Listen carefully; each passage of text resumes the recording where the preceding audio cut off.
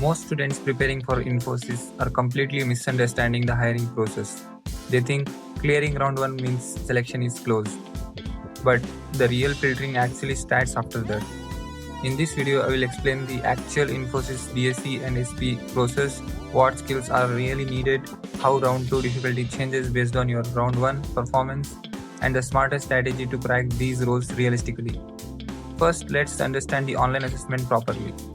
For both DSE and SPL1, SPL2 and SPL3, Infosys usually conducts 3 to 4 coding questions within around 3 hours.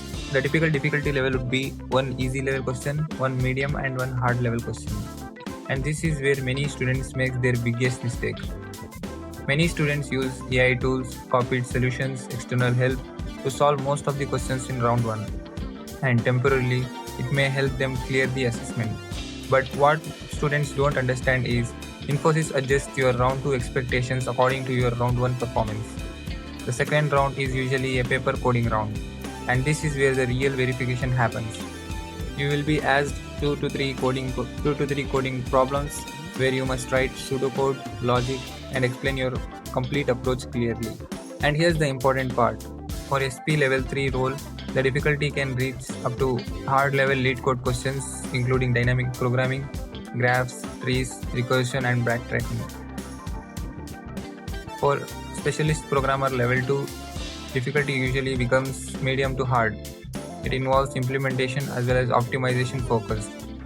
For digital specialist engineer role, difficulty gradually comes down to medium or easy to medium level questions and logic based questions. So understand this carefully. If you somehow solve almost everything in round 1 without actually having the level of understanding, then in round 2 the difficulty increases massively. Expectations increase massively.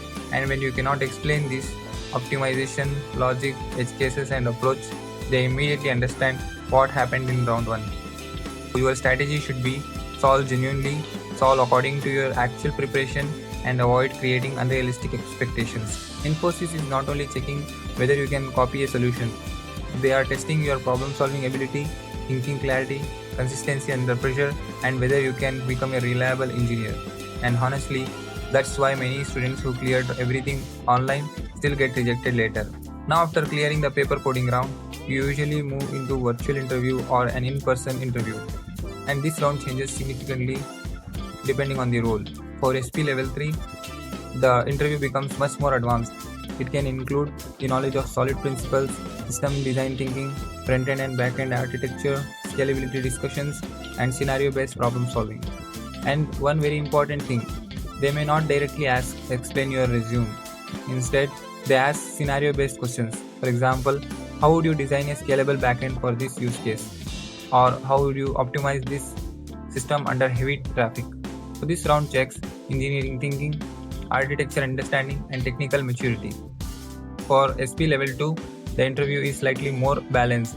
It usually includes medium to hard level DSA questions, tech stack discussions, back-end and front-end thinking, project discussions. Technologies like Node.js, React, APIs, back-end logic can become a part of discussion.